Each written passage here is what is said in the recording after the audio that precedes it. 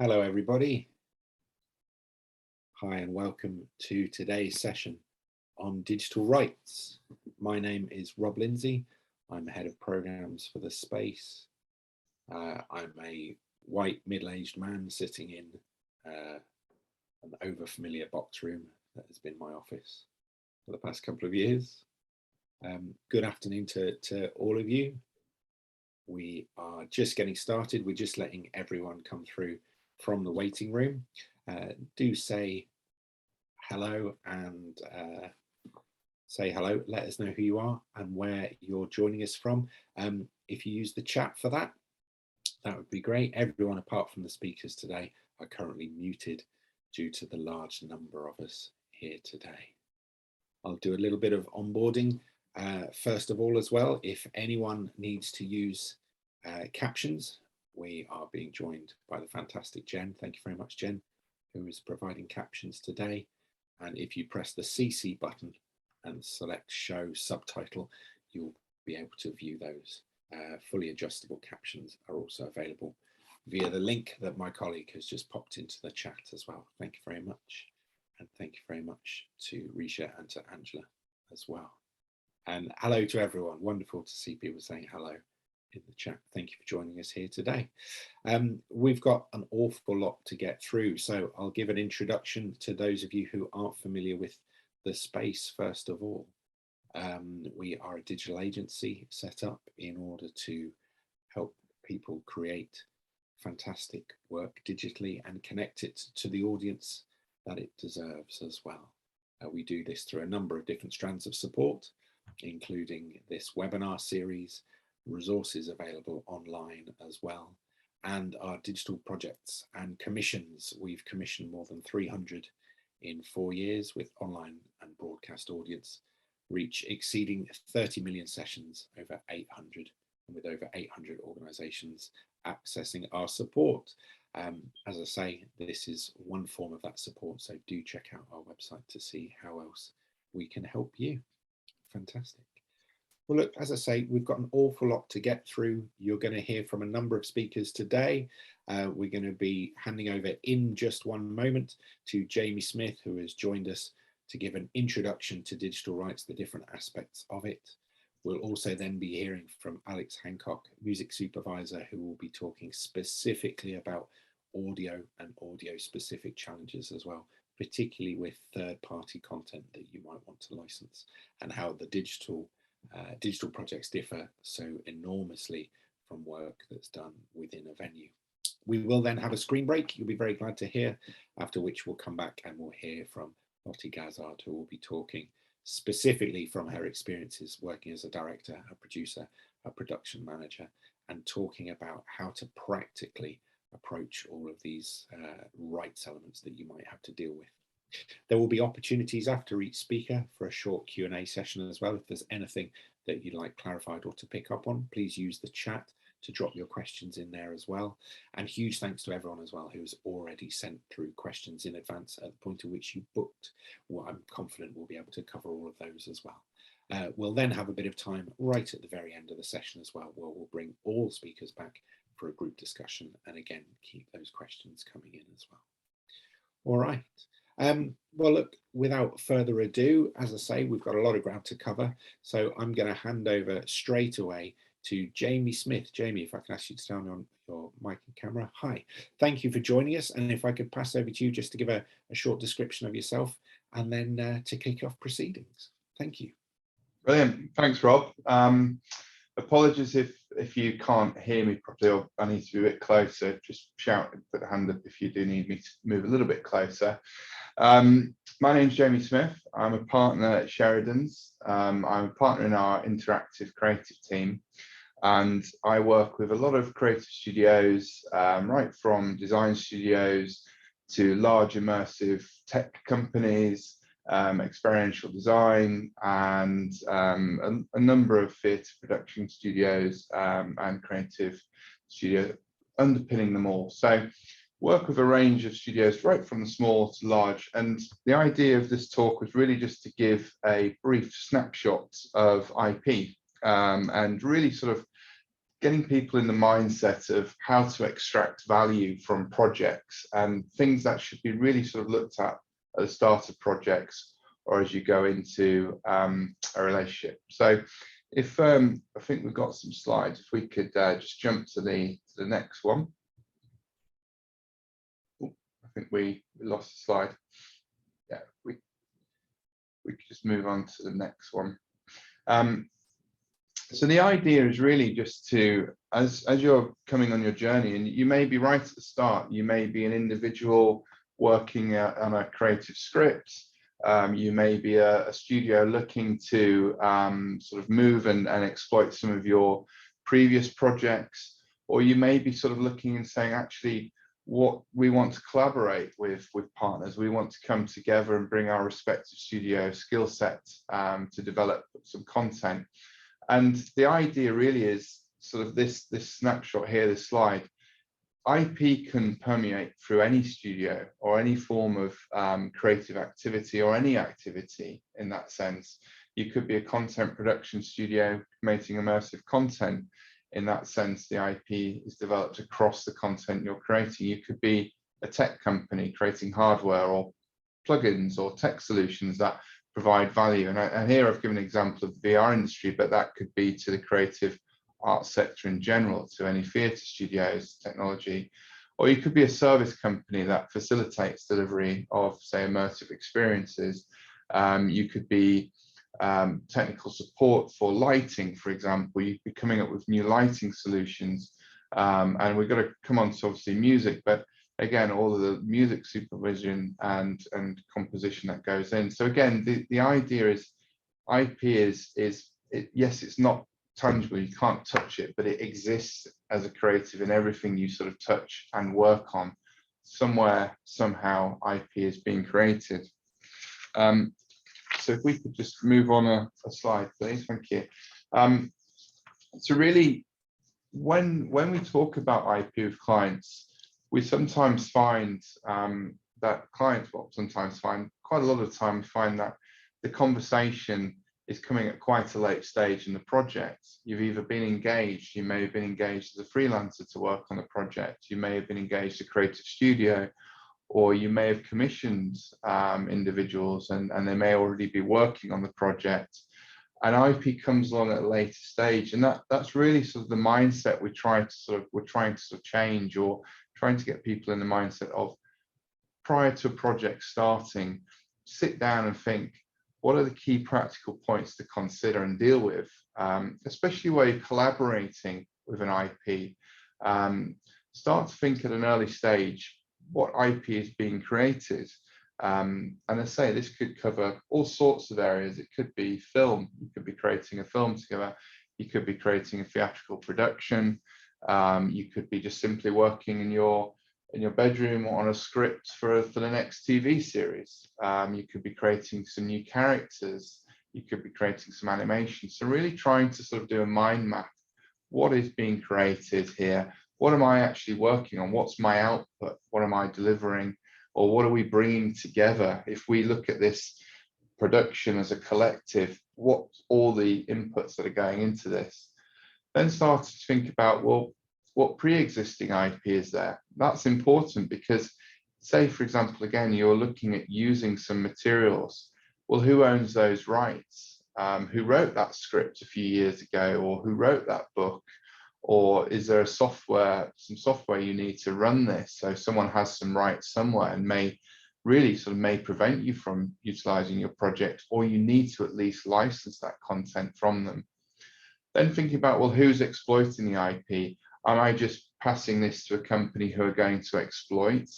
Why is that important? Well, they'll come on to that, but really, do I need to make sure they've got all the rights to exploit that? Are they paying me the right money? Are they paying me the right royalties if I'm looking at royalties for what they want to do? For example, if you're writing a script and someone comes along and says, I want to create a film of this, well, does that mean they can necessarily then publish create books based on the film, create theatre, or create immersive experiences or digital experiences? So again, it's starting to look at how can this be exploited. And really you come round the circle to the last point. This is, and I guess this is where lawyers sort of try and earn their money in a lot of times. What happens when you fall out, terminate, or the agreement ends? I prefer to look at it, think of that question first. How do we avoid us being in a conflict situation by being very clear at the start what our expectations are on ownership, on exploitation, on what we think we're agreeing to? Because really, this last point only comes into play where there isn't anything, there isn't an agreement in place, or people are confused about the rights they have. And so the idea is really to try and get you back to that position of it's what if. How do we avoid the what if questions, and do we get to there? So if we can just move on to the next one. And I think, sorry, there was a question there, the slide a bit too small. Apologies if they are, they hopefully should be coming across clear. We can circulate the slides as well. So if there is any difficulty reading them on screen, we can circulate them afterwards. But really, you're looking at feeding in with IP across all of these three areas. Why protect the IP? Why should we care? What does it matter if we don't protect our IP? Well, if you simply are working on a work for hire basis, then you perhaps don't care. You're just getting paid for your time. You're delivering some product or a script or an animation or a character. Then really, as long as you're getting paid your time, you probably don't care. Well, actually, the model should be greater than that. You're creating something of value, and what does it mean to protect it? Well, from a creative perspective, you may want additional revenue streams. If you're commissioning IP, why protect it? Well, you want to be able to ensure you're protected, that you have all the necessary rights. You might look at all the rest of the trademarks, for example. How do we ensure that we're creating something that no one else can copy? We don't spend all of this time and money developing something and someone else can just go out straight away and copying it. So protection becomes important. And we don't really have the time on this presentation now to run into all the forms of protection, but that could cover lots of different areas: trademark protection, various registrations, and indeed, ultimately, patents for technology or processes could be ultimately an option as well for protection. But a lot of protection would really come from having agreements in place. What are you actually agreeing, and how is it going to be exploited to protect your position, either as a commissioner or a creator of the content? What's the effect? Well, as a creator of the content, protecting the IP, ensuring you have the necessary rights, that you've agreed only the certain rights that can be exploited. It allows you to ensure additional revenue streams. It ensures that you can maybe in creative control. So if you've developed a character and you want to see that character exploited somehow, but you have particular ideas on the exploitation, by retaining certain rights, you can control how that character is developed. And again, from a commissioner perspective, what's the effect? Well, it just ensures you know you have the rights to exploit. You're not going to face any potential claims, but also you're building a stable of IP, and you're a company at the end of the day. If you're a studio commissioning, you're a limited company in the end of the day, for the most part. So you're building value in the studio, you're building a stable of value, and especially at the moment where everyone's on the hunt for content, right from production studios to commissioning partners like Netflix, Amazon, all of the streamers, through to other commissioning game studios. Everyone's after original IP, looking to exploit it. So for a studio commissioning, protecting the IP, knowing you have all the rights, that gives you that greater opportunity for outside investment in the studio, or selling on the rights or exploiting them further. So key steps and consideration really goes back to that slide we had before, where it's about looking at the circle, thinking about IP right from the start of a project. What are we creating? What are we commissioning? Who's involved? Any third party, if you're a company, you're commissioning a third party. is there a contract in place with them? And I think just to debunk one myth on this, and we've got time for questions, if you are commissioning someone for content, the fact that you're paying them doesn't mean that you own that content. And this is something which people don't realize, and especially in early stage growth of businesses, you may be working with friends or partners who are putting time in and saying, oh, don't worry, I'm happy to provide my time for free, or only pay me a small amount for this. But actually it's a success. And that's again where we see things fall out, because the person who created it still retains the rights in that content, and they can sort of in certain circumstances prevent you from exploiting it to as to how you wish to, or if the product's going in a different direction, they could prevent you there. So again, it's important to have contracts in place, even if you obviously not everyone has the luxury to pay for the time of a legal firm or advisors, but certainly just writing down and agreeing in an email or a letter, what have we agreed, what's happening, what am I paying you for, what are you delivering, not just when and how, but actually who owns what and what have we agreed. Having something as simple as that could sort of protect you in the longer term. So if we could just jump onto the last slide, please. So just as a final sort of slide, just really to sort of try and separate out the two sort of models of exploitation of IP. The sort of top model, I'd say, is the traditional model. It's the model that a lot of creative studios work to or have worked to with brands, for example, or creating content. It's a work for hire model. Effectively, you are paying for someone's time or a studio's time. The model we usually see is all of the IP assigned over. It's effectively a full buyout. The innovation, your creation is sold. It's gone, and effectively you have a total fee received. That's it. You get paid your time, and nothing further. Now, the more detailed model, the license model, is where studios have started to think about their IP, or creators started to think about their IP and looking to license the IP. Well, what does that mean? Well, it means you retain the IP. You're granting a license. You can limit the scope of that license. You can limit it in time. You could grant some rights for a certain period. And if you're ever commissioning actors or actresses to provide content, you'd expect that they would want to limit how long their performance could be used for. The territory, is it worldwide? Is it UK? Is it Europe? Is it other territories? And what's the platform? And again, it comes back to, is this just live performance? Is it a one-off sort of show? Or is it an online sort of streaming performance which will be reused and recut and so on? A license almost means you can recharge for the content.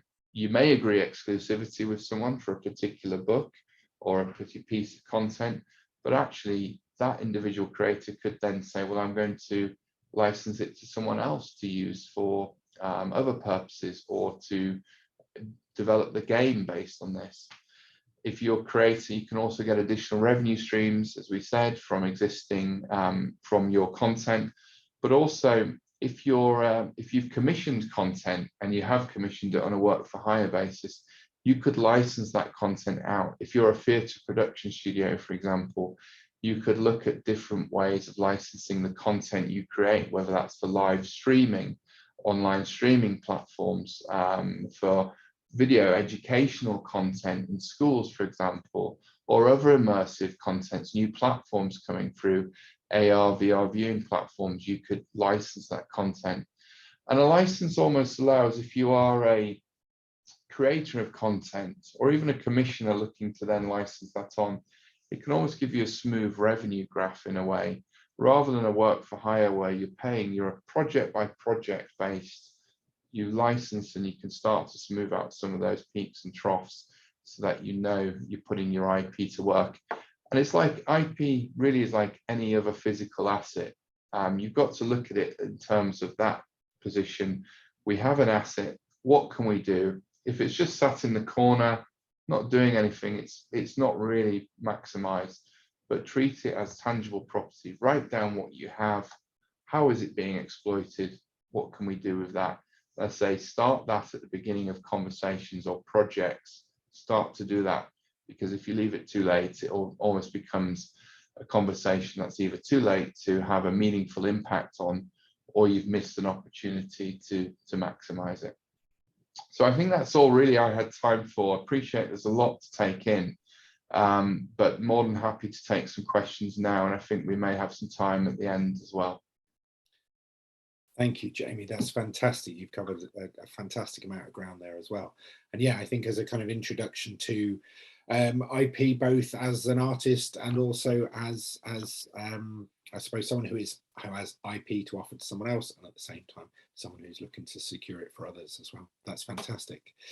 We've had one question from Gary Clark straight away, and I can clarify that straight away too, that yes, we're going to be coming on to music very specifically in a moment. But just looking more broadly at IP, Jamie, I've got a couple of questions that were sent in advance, and I think these would be quite interesting to look at in terms of applications of what you've been discussing there. So someone had said, for example, from the point of view of an artist whose IP is being sought from other people, someone had said, when creating a film, in this instance for a university, who has paid for the film and who owns the rights to the work, beg your pardon, who has paid for it, comma, who owns the rights to the work, i.e., does the copyright remain with the artist or with the institution? And as an artist, do they still have any say in how and where and when and to who that video is shared? How would that be approached? Well, I think it comes down to what have you agreed? And now you may have agreed, and an agreement can simply come down to a conversation, an oral conversation over the telephone, and this is what you've got to be careful of. What have you agreed? Now, if you haven't agreed anything, you've just got a sort of, they've asked for use, you've sent over the film, and that's it, then really you retain all of the rights to that. You can, they're the ones who are perhaps in difficulty in thinking, well, we have the rights to exploit it for X, Y, and Z, but you haven't necessarily given them those rights. The first point of contact point would be, is there a contract in place? Have they sent you something, had to sign? Have a look at that. What does that say? Normally with something like a film, you would expect that the original rights owner would still retain the rights and they're granted a license to use it for particular purposes. So in this case, a university, I don't know what they'd be using the film for, but say, for example, it's promotional activities for students and it's sort of being used for something, that would be a limited use. They wouldn't then be able to necessarily take that and use it for sort of an international film festival or sort of a commercial exploitation, unless it's been agreed, and that would have to be quite explicit. So point of call would be the contracts, but there's never a stupid question in terms of IP, and I think that's the mistake that people make, is always, if you're unclear with something on an email, send an email to the university. I just want to clarify what is the terms of use. This is what I believe I have. I need to just clarify that's correct, and at least then you're asking the right questions at the start. Yeah, that's fantastic. Thank you so much. And actually, this connects then with a question I've just seen in the chat, which I think springboards off from that approach you talked about there with it maybe an oral agreement or an email or whatever it might be. Someone has asked in the chat, is a legal agreement really necessary for everyone always? And what do you do if you don't have funds to pay a lawyer? You've talked there about just getting things in writing in terms of specifically what's being agreed, and you talked about that in your talk as well. I wonder if I can ask you just to expand upon that a little. Yes, sure. So I think that's a great question, and I can tie it to Susie's question as well. Now, is it necessary? Well, it is really. As I guess it comes back to this point. What do you consider to be a legal agreement? If I lent you £10, there's a legal agreement, and it was on, say, you pay me back in 2 weeks' time. I know we're coming off IP, but there's a legal agreement. It doesn't have to be in writing to be a legal agreement. Now, if a legal agreement can be an email, it's really setting out what have you agreed? And if you don't, as I say, not everyone has the funds to pay. There's probably some great examples of documents. I wouldn't advocate going out to the internet and just putting a Google search, because we see lots of weird and wonderful documents come our way. But really just simplify it in an email. What if you're engaging someone or you're paying someone, or even if, I mean, this may come to Susie's question, even if they're on an intern basis, just saying, look, these are what we're paying for. We expect to own all of the rights in that. Can you just confirm? And having a confirmation back as a very, very sort of basic point could solve a lot of problems down the line. And say, for example, with Susie's question, intern working, if you're paying for that, you don't necessarily have the ownership rights to those characters. There's probably an implied license, meaning you have a license to exploit the characters for the game. But what if you want to use them for comic books or a YouTube series or something there? You don't necessarily have those rights. They would retain the rights for further exploitation. And this is where contracts come into play. And especially if, say, this game where you're developing a game and it's picked up by a studio, the first question, you may hear this sort of running around, is chain of title. It's what all of the big studios go, and you can search, Google search chain of title, IP, and really it's a question of, can you show us a clean chain of title, i.e. you're presenting this new production, this new game, do you own all of the rights? So anyone who's touched this, have you got the rights from them? So that if we're paying you, if we pay you $500,000 to develop this game further, we're not going to suddenly face a claim from someone who says, actually, that's based on my idea, or that's my character, or that's my code. So really, chain of rights is probably a good sort of one to have a look at and read. And again, finally, with Gary's question, is there a bog standard contract? It depends. I mean, there's different ones. So if you're going for funds with Immerse UK or Innovate and you're working in collaboration, there are government sort of standard documents which are collaboration agreements which set out who owns what. You can have, there are fairly basic IP assignment agreements or exploitation agreements. But as I say, really, if you haven't got the funds or don't really want to engage lawyers, really just going back to basics, writing out what have we agreed between us all to exploit this, and who owns what and who is entitled to look to license this further is a really good sort of starting point. That's fantastic. Thank you so much, Jamie. Yeah, I think it's very much about, and I know that people can blanch when we start talking about kind of legal and lawyers and words like exploitation and things like that. I know some people may be hesitant. I would really remember the language of just transparency and openness and clarity and communication. You know, these are all the same sort of things you're going to be doing anyway. And if we remove the word digital from this, it may well be the same sort of agreements that you've got going on with costume designers, set designers, lighting crews, whoever it might happen to be as well. You know, these do not have to be big, intimidating looking contracts. And you may feel that maybe the relationships you have with your artistic team, you may feel awkward about this. I think it is absolutely about transparency and just being absolutely crystal clear on what it is that you've got permission to do with someone else's work, or equally what you're granting permission for someone else to do with yours as well.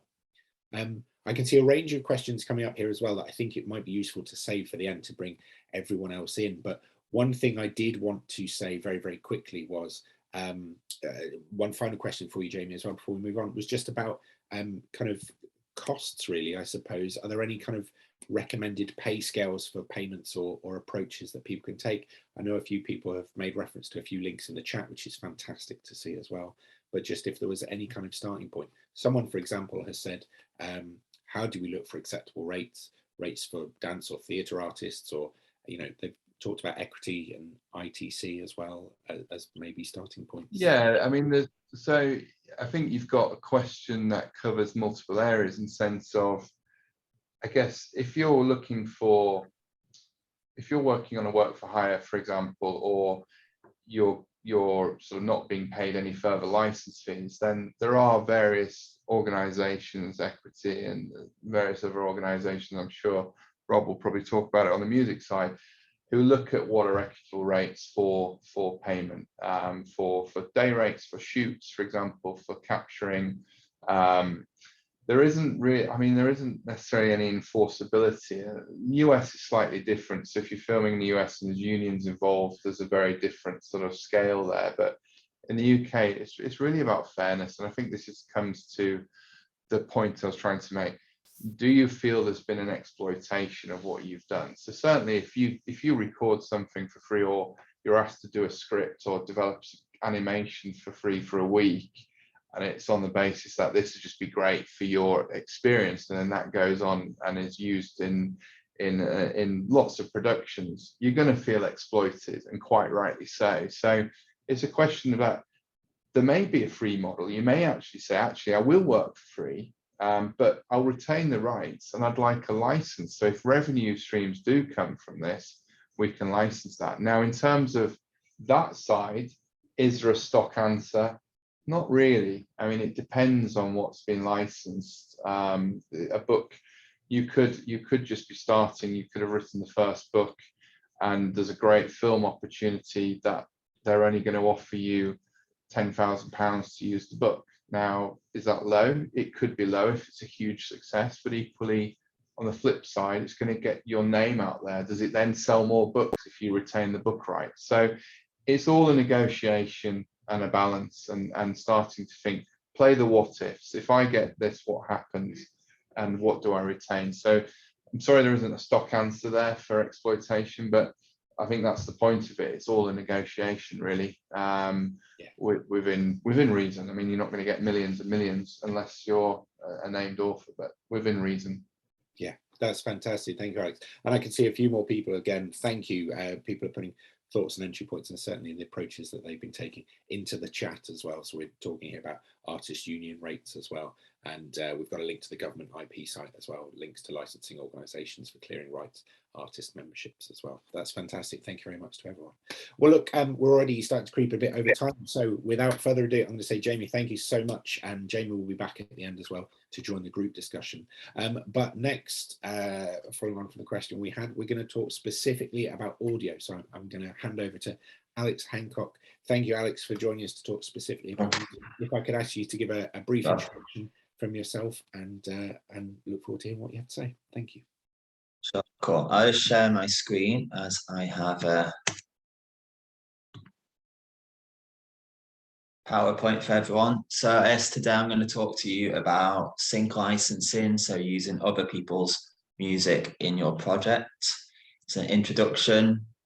I am a music supervisor working across all forms of media and TV shows since 2006, things like Skins, Misfits, The Missing, Baptiste, Angela Black, recent Channel 4 show called Big Boys, films including People Just Do Nothing film, also called The Weekend, and Doe. Currently working on my first computer game, which is called Hellskate, which is a skateboarding game coming out early next year. Also worked on adverts and trailers, and I've done a lot of consultancy for companies affiliated with the space, quite often theatre companies who've shot something and want to put it online, helping them to license their music. So assuming people don't know anything, sorry for those of you who know stuff, but we're going to go from the very beginning. We're going to look at what makes up the rights of a song. And we'll begin with the publishing rights. Synonyms here include composition rights and even mechanical rights, even though that is actually wrong. But the very first thing that can become very confusing about music rights is there's lots of people use synonyms, and sometimes someone might say, I've cleared the publishing rights, and then someone says, but what about the composition? And it causes a panic, not knowing that they're talking about the same thing. So in the UK, it's administered by a body called PRS for Music. It's free to sign up if you click on that link there. And it shows who owns the publishing rights in the UK, assuming everyone here is in the UK and you're doing a license out of here. If you're in France, you would go through who owns it in France or Canada or whatever country you are in. And as an example, it looks like this when you log in. Under work title, type in a song, for example, I Will Always Love You. And I always like to use this example because even if you're looking at the Whitney Houston version, you don't need to know that she actually did not write it. You don't need to know it's a cover. So you type in Whitney Houston and it still takes you down to I Will Always Love You by Dolly Parton. You can click into that and it looks like this. So you have to make sure it says final shareholders, which is circled. And then you can see the composer, nice and easy. It's just Dolly Parton. And under publishers, final owner is Sony ATV Music. So to secure the publishing rights for this song for your project, you would send an email to Sony. The next side is the recording rights. So a synonym for that is master rights, although that is trying to be phased out by many people. In the UK, it's administered by PPL. There's no need to sign up. You go from that website and it shows who owns the recording rights in the UK. So just like with publishing, it can be owned by different parties in other parts of the world. But if your license is out of this country, then you need to speak to the British rights owners. Recording rights can get quite tricky, and also that many recordings of one song can exist. There can be remasters, remixes, and all sorts of different things. So you have to be very sure that the rights that you want to offer, you're contacting the right people. Doesn't matter if, say, I don't know, we'll come on to continue the example with Whitney Houston, but there can be many different rights owners and you may accidentally secure a license from the wrong people and come into trouble in the future. So PPL, when you go onto its website, you scroll all the way down to the bottom and highlighted there is PPL repertoire search. Click on that and I'll give you something like this. Again, just type in Whitney Houston, I Will Always Love You, and it comes up and you can see there, highlighted, Sony Music Entertainment also own that. You'll see also there's lots of different versions of this. There's some karaoke versions owned by a company called Global Master. Be careful not to go to them. And cover versions of Whitney Houston, all sorts of different remixes, luckily all owned by Sony. If you look at this and you want a club remix of I Will Always Love You, you could use this Hex Hector remix. And that has been sorted out. That's a legal remix. Sony will own the rights to that and will have negotiated a buyout with Hex Hector. However, if you find a random, I don't know, Amapiano remix of I Will Always Love You, which was done 6 months ago, then it's very unlikely that they have secured the rights with Sony, and I guess it's an illegal use, so you actually can't use that in your project no matter how good it is. It would just take a long negotiation with Whitney's estate and everyone else involved. So when it comes to license terms, I guess like with everything, you break it down into 3 areas: territory, media, and the length of time. Example being something like cinema and online in the UK for 5 years. And they try to do buyouts as much as possible in the world of licensing. I guess you need to be very specific, especially when it comes to things like territory. Definitions of Europe are very vague. You have to set forth exactly what you mean. Even definitions of North America have been part of massive arguments about that with people of whether or not Mexico constitutes North or Central America. So you have to be very clear from an outset, otherwise you may get in trouble. And so usually publishing and recording rights will be MFN across all negotiations. So say with Sony ATV on the publishing, you negotiate a deal for 10,000, but Sony on the recording side, different company, want 15, the MFN would make it 15 each side.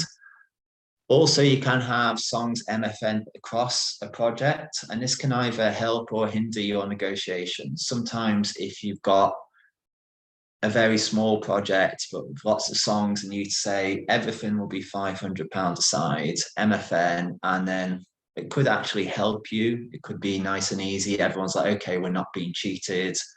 But it also can mean that, say, if one rights owner is absolutely essential and they want a bit more, then that will jack up the prices of everything else. It's something, how you use MFN across a project is something you have to consider before you start out. And so now I'm just going to go through some, but not all, of the problems in which you can encounter in music licensing. So the first one is actually making contact. Not only can it be hard to find the rights owners' emails, especially when it comes to majors, they don't often publish their emails online. You may be able to guess it via LinkedIn. You know, you take a name dot surname at umusic.com for Universal or something like that. There's a good chance something like that will work. But the big problem, especially when I find working with companies affiliated with a space, is that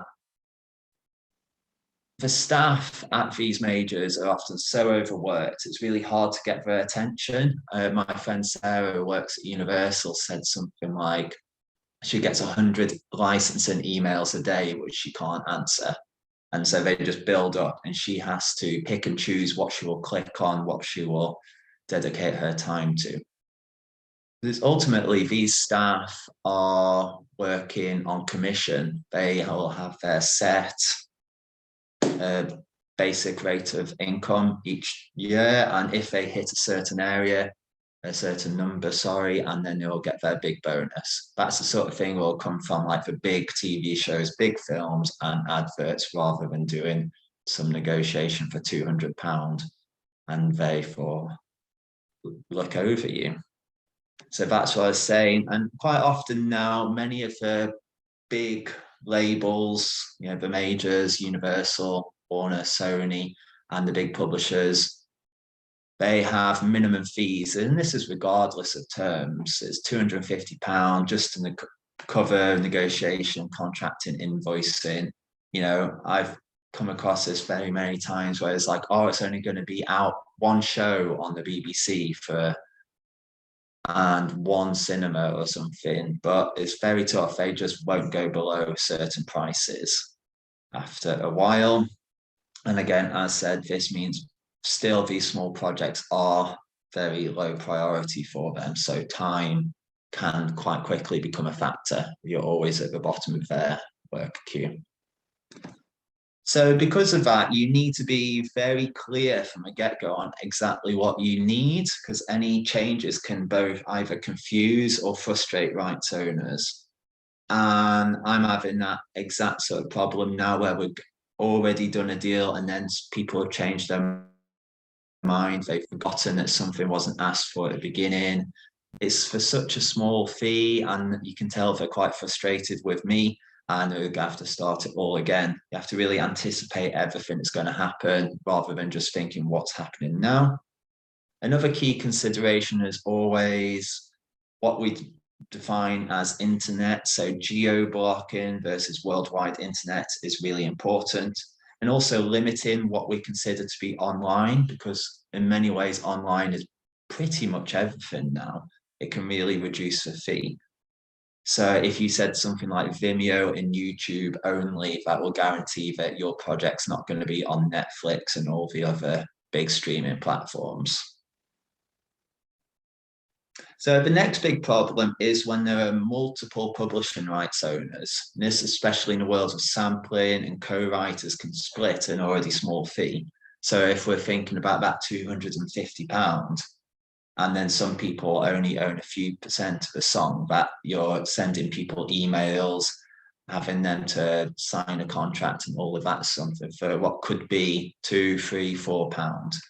You can see why it's so unimportant for them. They may never respond, and it might ultimately mean that you cannot use the song. So the example I always give is a song called Sicko Mode by Travis Scott. And this came out about 4 or 5 years ago, one of the biggest hip hop tracks of the last 5 years, got about 1 billion views on YouTube.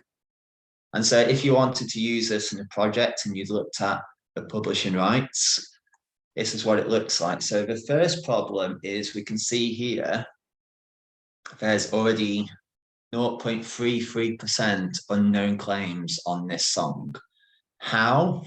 I really don't know, but still there's someone missing or something's gone wrong somewhere. So that's your first problem. And now you have to look at all of the different songwriters and all the different people in this. I think I counted, and I think there's 36 different people who have a contribution on this song. Yeah, I think there's 4 samples in the song. Some of the songs which were sampled have themselves a sample within them. It's kind of like one of those Russian dolls. And then you see highlighted, so you have everyone from Fred Scruggs to Mullock Taylor. They are all owners of this, but none of them have publishers.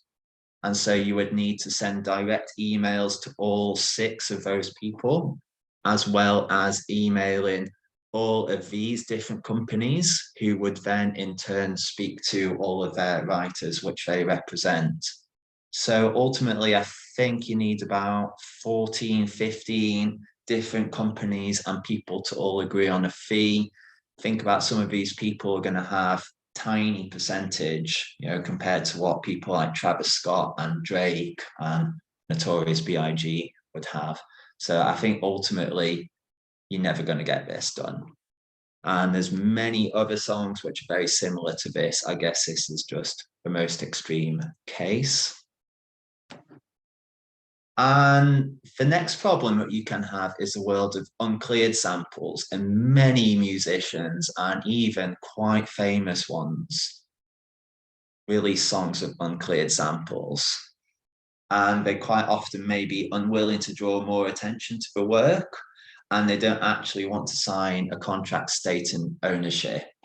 Say they've done it and within, I don't know, the world of UK garage, it is a big hit, but it's never going to step out of the world of UK garage. However, in your project, it's going to have a wider audience, and there's now the potential that a person from the 70s who they sampled might come across it and hear it. Then they're suddenly getting a lot of trouble. So I have had many, many times where ultimately the musician just says, it's not about the money, we can't do it because we don't want to get in trouble. And they say no. And I think Jamie actually mentioned something about this, about splits and collaborations and people not considering who owns what. And this is another big problem in that ultimately everything needs to add up to 100%. And if everyone, say 4 people went into a studio together and they all worked writing a song, they didn't establish who owns what. Do they have a quarter each? Did one person write more and that person has 50% and everyone else has a sixth? And if they haven't done that, they ultimately might not actually be able to resolve it. Maybe there's grudges, there's different points of interest, different ways of interpreting how much people contributed to a song. And again, this is something I've seen many times where, because we can't get them to agree, we just have to move on from it. And that can be very frustrating. The next problem I see a lot is confusion over public domain works. So a recording of a public domain work is still copyrighted. So that is, unless you can find something from over 70 years ago and you find the original 78 or shellac or something, digitize it yourself. So if it's classical, it may also include union fees if it was recorded in America in certain other parts of the world, and that can create another set of negotiations and all sorts of problems. And so if you are using a classical work by whether it's Beethoven or Chopin or whoever, it's always good to include something from a production music library. There's a list of, I think there's about 500 of them on the PRS website. For me, the best ones are always KPM, Cavendish, or DeWolf. they are likely to have a good recording of a classical work. If you're not going, and you just pay a very small fee to license it, and it's very easy pre-negotiated stuff. Whereas if you accidentally use something that's owned by Sony Classical, and this is a problem I have come across actually this year, someone thought it was public domain. It's owned by Sony, it's owned by an American orchestra, and they had to use that version, and what they thought was a free use was actually a lot more expensive than anyone anticipated. The next one is always when you consider a trailer. So if you have licensed a song for your project, you have to have a separate negotiation for your trailer, a separate cost, because if you think back to it, it'd be like you license for cinema and online for the use in your film for 10 years or whatever. You have not asked them to license for the trailer. Some labels and publishers will clear for in-context trailer use. So that would be if you show, see how the song used, how it is used in the project. So if you just have a clip from a scene, it's not actually lead in the trailer. And any out of context reuse song will be very expensive, often as a guide 5-10 times more than in your project, because it is in fact an advert. So trailers can become very expensive very quickly. And ultimately, if you have no plan B, you can very quickly get in trouble with music rights, because if there is no way to work around what you do, you ultimately have to pay whatever is asked for you. So yeah, I remember one theatre company paid 15K just for the online rights of a famous American song. And I tried to come up with as many ways as possible for them not to do that. But ultimately, because there's nothing they could do, it was the centerpiece of the entire project, that they had to stump up a very large fee for a very small theatre company. So yeah, I guess having a plan B or something that you can do if a problem occurs is always essential when it comes to music. Thank you. That's amazing. Thank you so much, Alex. Really, really interesting to hear as well about that kind of that clarity of purpose as well, that being really clear about what it is that we're using things for. And at the same time, yeah, really interesting to see how knotty that can get so quickly as well. I love that final advice on just have a plan B as well, like be prepared that you might not be able to use that piece of music that you've got going on in your head. Yeah, because I guess like the example that I use is they were actually kind of lucky, because what if the artist just said no for all the many reasons that I've detailed, yeah, and then like they just couldn't release it. So yeah, if you're lucky, you pay £15,000. yeah, gosh. Yeah, and I've seen it done before. Again, I've seen other projects where people have been trying to use images or specific photos or something like that. And again, the artist that owns it, and they can say no. You know, there is no kind of right of appeal if someone has created something or made something, or someone has the rights to it or has supported it in some way. Yeah, people can ultimately just say no, or can come up with all sorts of fees. So no, really interesting to hear. We're going to hear more as well from Lottie. I know we'll be talking through the kind of practicalities of that. And again, a lot of it will come down to artistic decisions that you have to make, and sometimes it is plan B, plan C, D, E, F, G, etc. as well.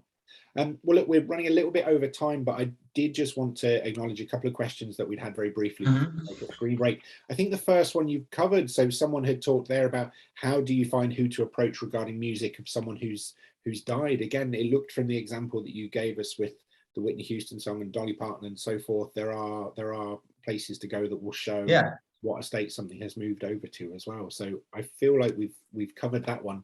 But I did want to ask just very briefly as well, someone had asked, how do we deal with copyright issues when sampling work for public shows as well? And just a little bit about sampling, even if there's a transformative aspect, because it feels like there's quite a lot of misinformation about this. Yeah, transformative element, you know, all sampling's ultimately transformative in some way, isn't it? But the concept of transformative, so open to interpretation. I would never rest on that, and any sort of fair use, which I guess is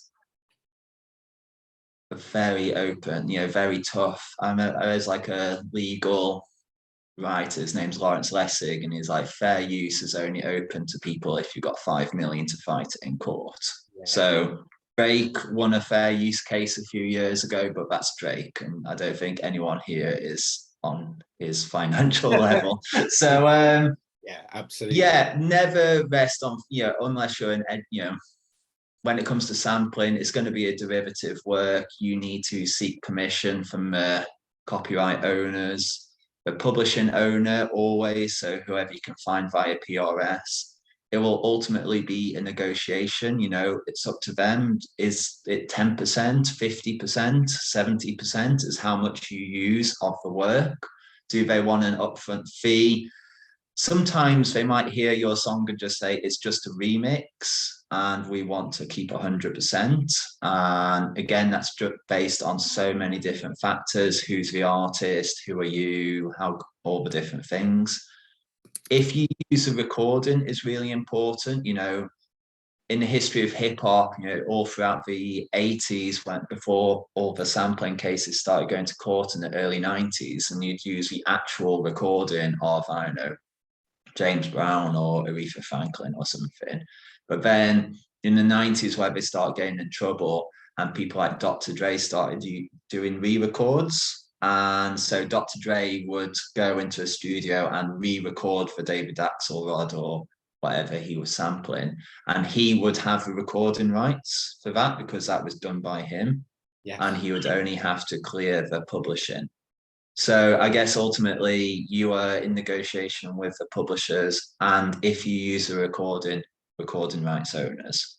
I just saw something popped up about famous speeches. Yeah, same sort of thing. I guess I've never actually done any negotiation about a speech, but if it's, I don't know, Martin Luther King, I genuinely don't know who owns that, but it would be some sort of foundation or something you'd have to negotiate with and get some sort of payment to them. Yeah, someone will have no different to music. No. I mean, the Space did a project recently where someone was using dialogue from a television program as well, and it's exactly the same thing of having to go through that in order to secure those permissions as well. Yeah, you'd have to just go to a TV company, wouldn't you? So yeah, and say who's got that, who's using that as well. Absolutely. And again, someone's talking here about audio plays released on podcast platforms and radio. Absolutely. If you're doing something and you're releasing something out into the world and you believe it's your own work, but you're using other people's work, you need those permissions. We've got a couple of questions as well. People saying, what if you've reached out to people and they've just not got back to you?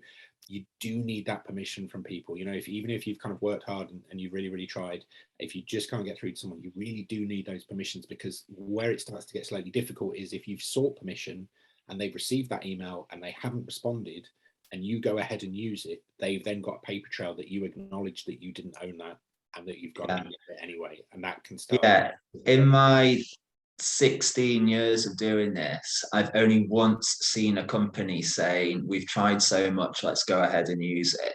And I just said, okay, well, it's on you. And I made sure I was fine. They laid it out. It wasn't on me if someone came out.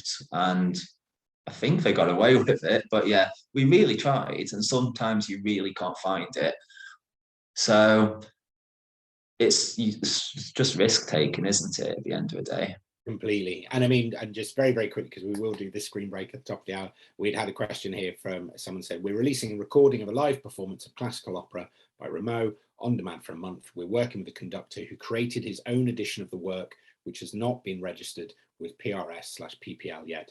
Do we need to have a sync license? Am I right, Alex? It feels like in that instance, it's his responsibility. He's not necessarily able to grant you the rights. So I guess that the orchestra, whoever it is, Prague Philharmonic or whoever, would probably own the recording rights to that.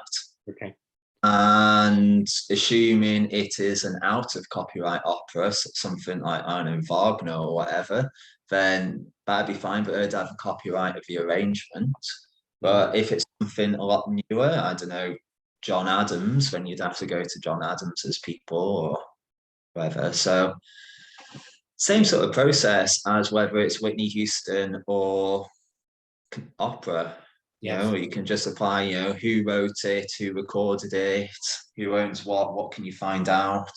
Not always things like that on things like PPL. Sometimes you have to go on Spotify, or if you're lucky and you own a CD, you can actually see what it says on the back of it or something like that. Yes. The same sort of fundamental process applies. Yeah, I guess maybe you want to go on a break. I can keep talking, but I can just talk for the next few hours. Of course. And there's some really good questions coming through. We are going to try and address these, but I'm going to say we do need to have a screen break now as well. And especially Ben, who's doing all the captioning for all this as well, who's been doing it non-stop. So we're going to have a screen break now. Thank you very much, everyone. We're going to come back in 5 minutes. We're going to hear from Lottie, and we're going to try and squeeze in as many of these questions at the end as possible. So keep them coming. Thank you very much. I'm going to turn off my screen and microphone now. I'm going to turn it back on at 5 past the hour, and that's the signal to restart. So everyone grab a break, blink, get yourself a cup of coffee, and we'll see you in a moment. Thank you, everyone. Thank you, Alex.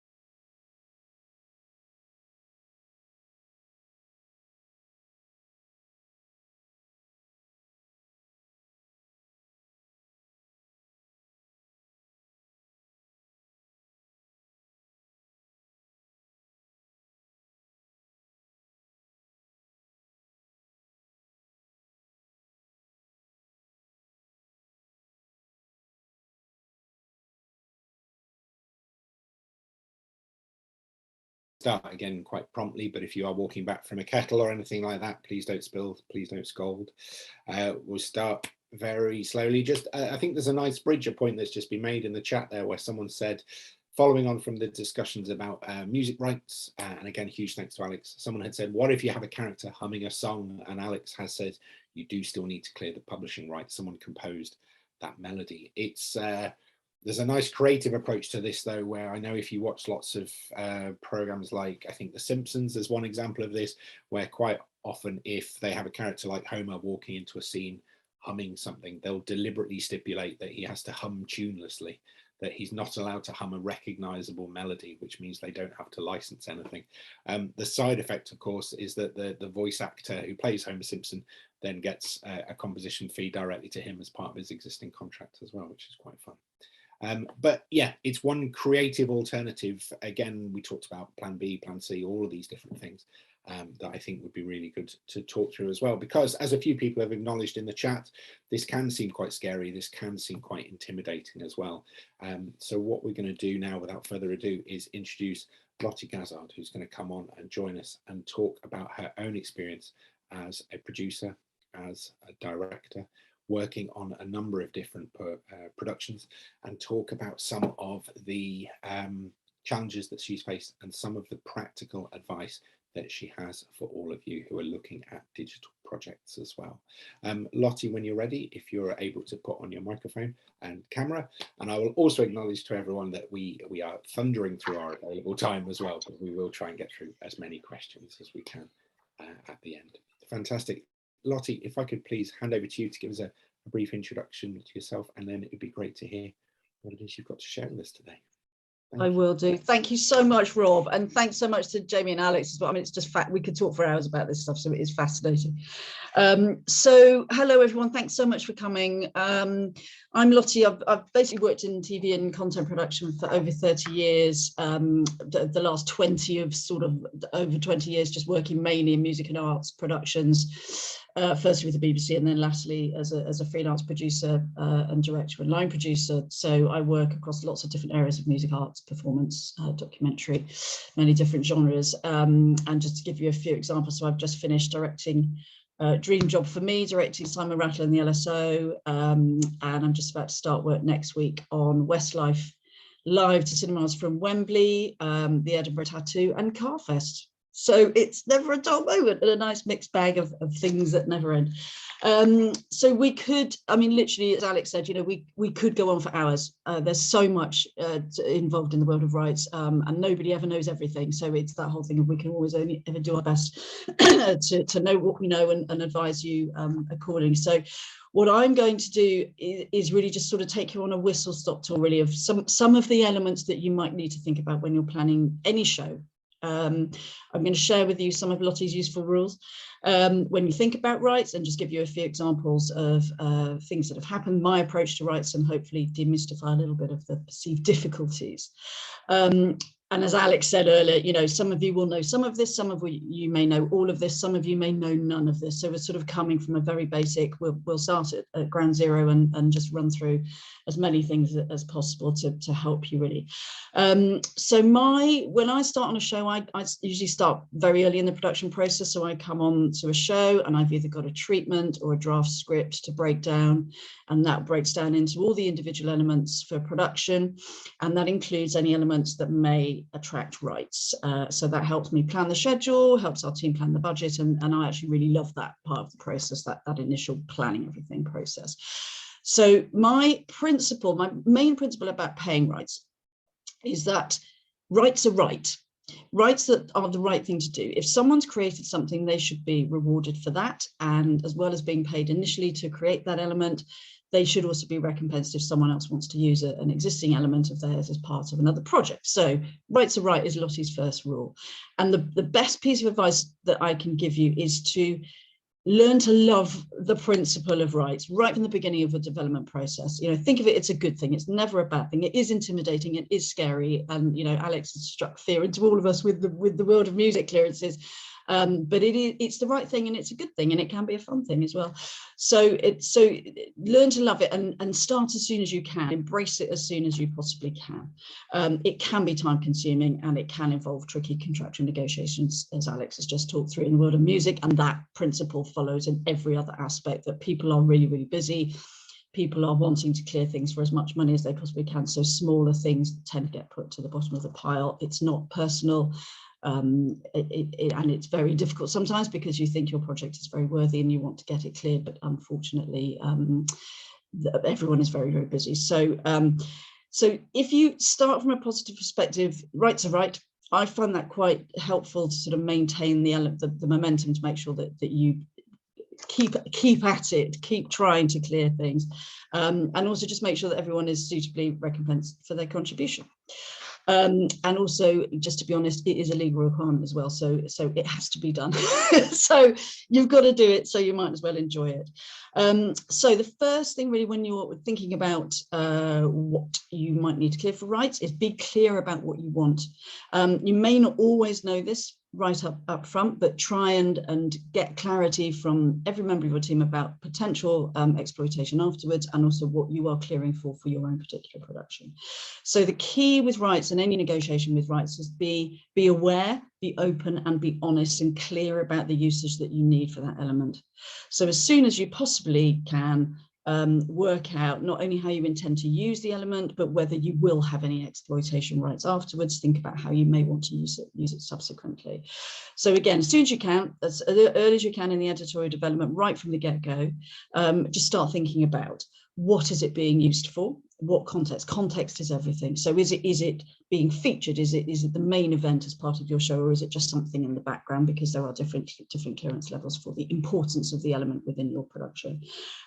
Is it a documentary about one artwork in particular, or is the item that you're clearing just something in the back of shot? So there's a different level pay scale for clearing elements for usage.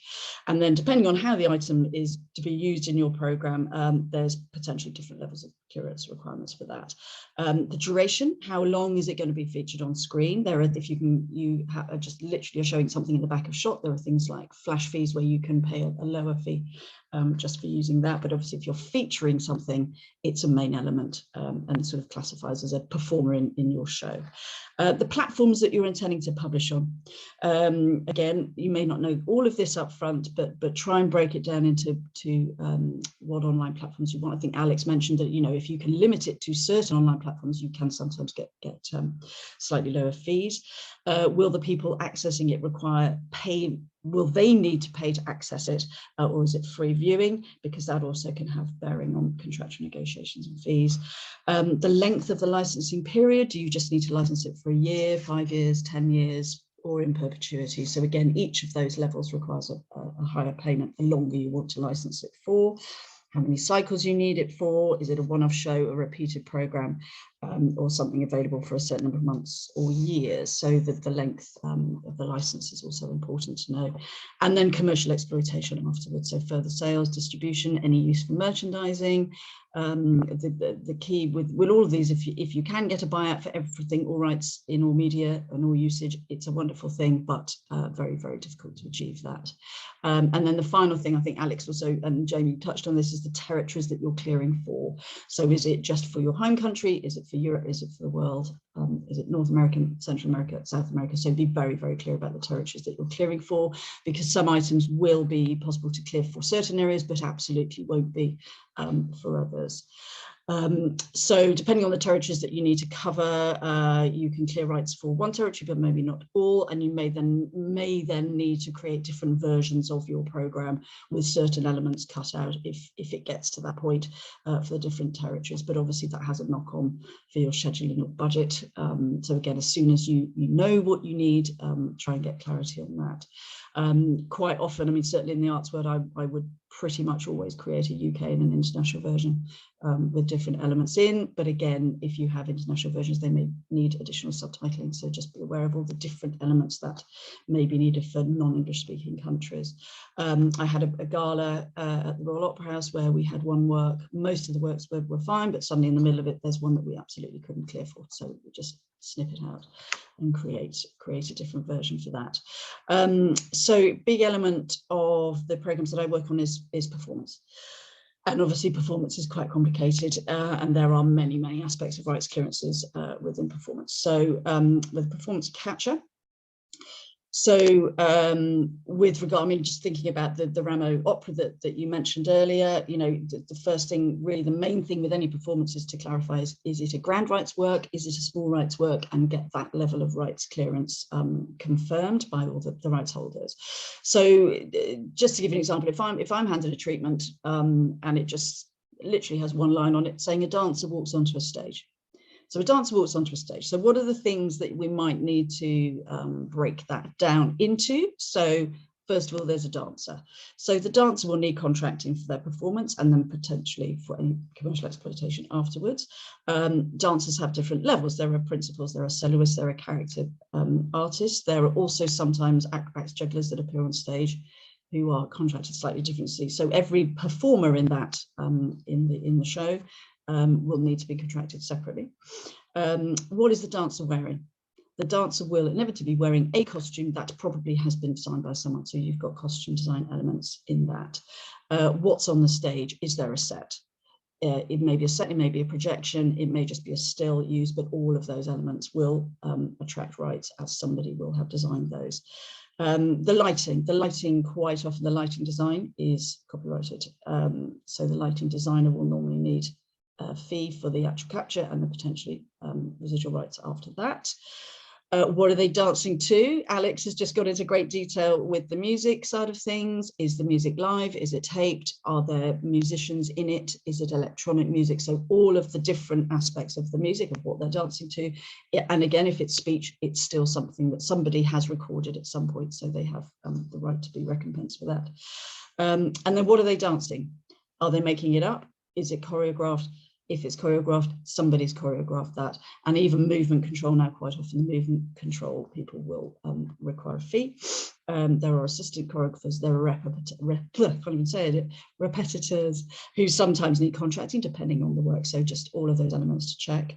And just going back to the costume, I did have one show where actually the makeup design was also copyrighted, because the makeup design was a full body makeup, so it was perceived to be part of the costume. So makeup and hair, not usually one of the things, but it can sometimes happen, so just be aware, just check everything is the main thing. So each of those elements will need residual payments for the capture, and also residual payments for any future exploitation, unless again you can negotiate a buyout. So that is always our friend, but not always possible.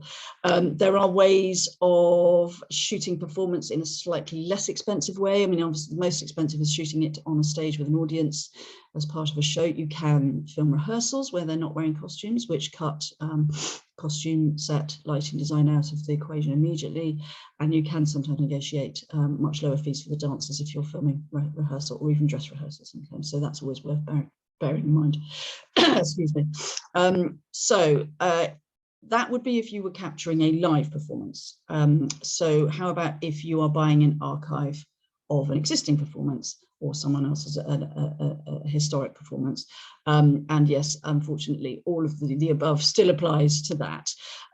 So any performance element with all of those design elements will always need clearing. Archive, be very, very, very careful with archive. If you're buying it from an archive library, never presume that they have cleared the underlying rights. So the fee that you pay to download the performance footage will probably only be a fee to pay for using that footage from that library and licensing it from them. Most places will not have cleared the underlying rights, so the choreography, the design, all of those elements. So make sure you check with any library from which you get certainly performance archive, just that whether they have or not, and if they haven't, then you will have to do that as well, I'm afraid. So always check with the supplier from whom you're acquiring the archive if there's any additional fees to be paid.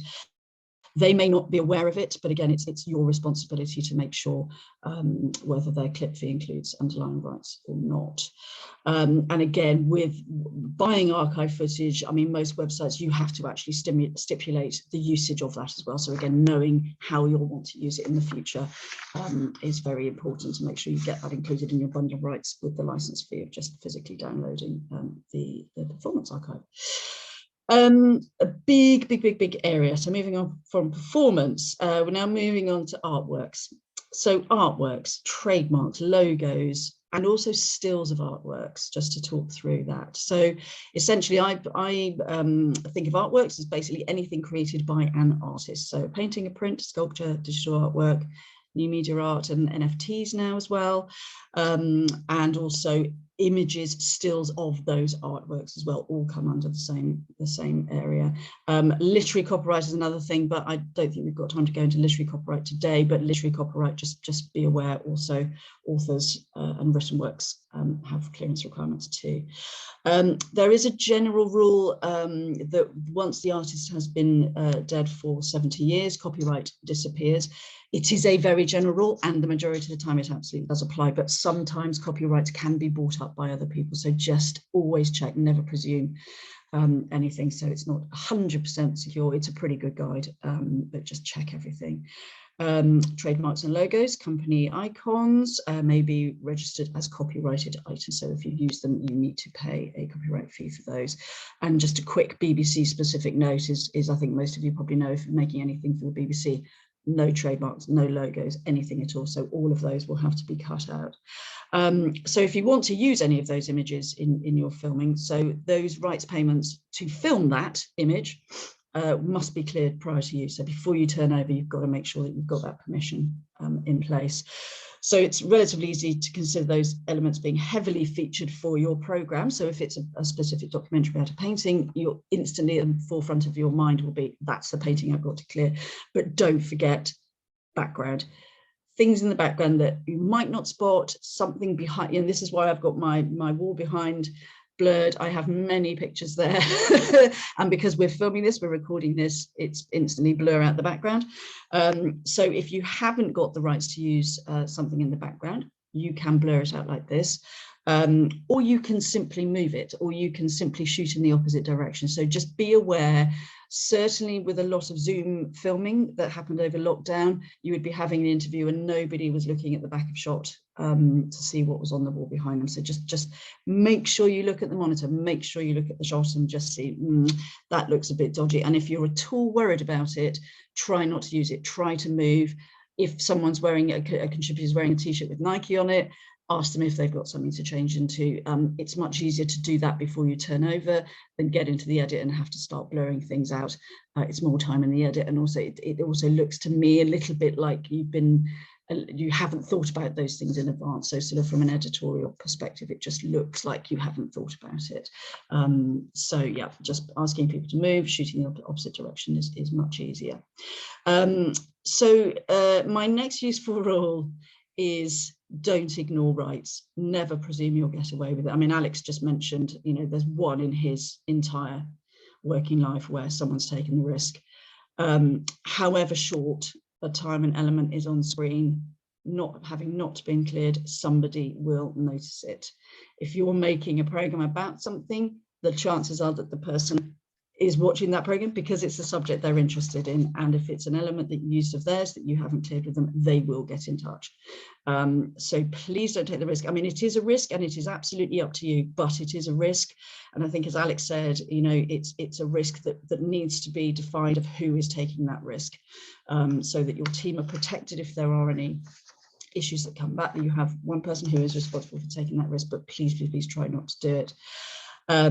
It will cost you money ultimately, and also to me it sort of damages your reputation of someone who cares about these things. So it's just another thing of just please try not to ignore it. Along the same lines as that, and there's a difference, we'll come I think to talk later about clearing archive retrospectively, but please, please, please never try and clear rights retrospectively. It rarely works in your favor, and it's just almost impossible to get a good deal. Sometimes it's possible to get permission. If you're trying to clear retrospectively, the organisation has you over a barrel and they can charge you whatever they want. They don't really care if you get the rights or not, and they will very rarely treat your case sympathetically because they will perceive that you've been trying to get away with it. So please try not to do things retrospectively. Just to give you, I'm just going to give you one example of that. There was a sitcom. It's actually in the 90s, so it's a long time ago, but it was a BBC show. And there was a particular scene shot in a kitchen table, two people sat opposite sides of the table. Really funny, brilliant scene, picture on the wall, really great. And so this whole scene had, you know, been written, rehearsed, set, lit, recorded, got into the edit before anyone noticed that the picture on the wall was an Andy Warhol flower painting. And at that point, there was oh God, it's going to cost us, you know, tens of thousands, hundreds of thousands. Oh my God, but got to do it, got to bite the bullet and do it. And of course, the problem was when they actually got in touch with the Andy Warhol Foundation. I mean, he'd only died in '87. So well within the 70 years. But they just said no. They just said you can't use it. Regardless of money, no, you can't use it. So that entire scene had to be completely reshot. They left the studio by that point, so they had to remount the whole thing and reshoot the whole thing. So please don't try and get away with it. It is retrospective. And if they say no, I mean, they have the right to say no. So, and they will say no. So just protect yourselves in that space, and just that as an example. So the picture they had on the wall was a poster. It was a poster you could just go down to Habitat and buy, and of course it's the rights that image had been cleared for was the rights to have a poster that people would buy and put on their bedroom wall. It was not cleared for rights for filming or broadcast. So again, never presume just because someone's made a poster of it that you can shoot it. It's a different level of rights, and anything, the minute you film something it becomes a different level and must clear specifically for filming it. So I think Alex has sort of touched on this. I mean, my next useful rule is just give yourself plenty of time. And as we've all said, have a plan B. Just have a plan B. Presume it might not be possible. It's very, very difficult sometimes if you're dealing with an editorial team who are desperate to use that particular image and you can't clear the rights for it. It just isn't possible, and it is not your fault if you can't do it. So always try and have a plan B. Obtaining permissions and clearing rights takes forever. It just does, and it's getting worse and worse. So also make sure you factor that procedure into your schedule. Make sure you've got someone who's responsible for doing it, and make sure they've got time to do it before you get to the point of filming. I see Rob's giving me the wind up now. So can I just say two very quick things, Rob, because these are really, really important. I've left them until last, but it's really important. So the first one of the last two, very quickly, keep records, keep paperwork. Make sure you've got a paper trail that proves you have got the rights to it. And also it's something that's useful there for other people trying to then clear that thing. Leave as you hope to find is what I would say. I think most productions now do clear up paperwork. Please try and do that. Make sure you've got records of every element that you've used. And the last line, this is so important. Make sure you have the rights, and the rights means having someone's signature on a piece of paper. If you don't have the rights, you have no rights, and ultimately it will come back to bite you. So just make sure, I think as Jamie touched on, a very simple contract, as long as you've got something in writing, you are protecting yourself against anyone coming back to bite you later. So yeah, make sure you have the rights. I think that's probably now enough. That's amazing. Thank you so much, Lottie. We have gobbled up most of our Q&A time, unfortunately, but that such good stuff. I didn't want to interrupt. I am going to say very, very quickly, we'll do very quick, sort of quick fire 30-second ones. We had one question where someone said, if you have got rights to something initially, you've done some work, you now want to extend it, you want to use it for something that you didn't envisage when you first recorded it. For example, what kind of permissions or license or royalty or buyout agreement do I need to negotiate with performers to allow our company to use already captured film material performing for a new use, for a new online interactive experience in this instance? It feels like, again, the kind of permissions are around transparency in terms of those variables of where it's going to be used and for how long, and if it's commercial or not, and if it's international. Yeah, absolutely. I mean, again, I think the general, we can only do our best. We can only do what we can with the information we have at the time. And I think, again, if you develop an open and transparent relationship with the rights holders, if you then have to go back to them and say, guys, I'm really sorry, but actually, would it be possible to now include this in there? I mean, quite a lot of contracts contain slightly ambiguous wording of, I think you have an example, Rob, of, on this planet or anywhere, any planet yet to be discovered. Yeah. So it's that sort of thing. If there is a clause that you can put in your contracts of this is what we're clearing at the moment, and any subsequent, subject to negotiation, but it just shows goodwill that actually, if we suddenly change our mind and we want to go back and renegotiate, we appreciate that will be an additional conversation to be had. So I think, again, we do our best with what we know at the time, and if we have to go back, then just, again, be really open and honest about it. Don't try and hide. That's fantastic. And there's two things I just want to acknowledge, because I imagine these would be quite common questions, where someone had said, how are prices for licensing decided? I know there are lots of variables, but are there tables or guidelines? And again, someone's talked about their experience of rights with the BBC as well. It completely does change. You can be very open and honest with the people you're seeking the rights from. You can let them know about the scale of your organization, the scale of your company, the budget for the overall show, all sorts of things like that. So you can be very, very open and negotiate. Sometimes you will just hit a brick wall and they'll say no. Sometimes you will find people are happy to negotiate and talk to you.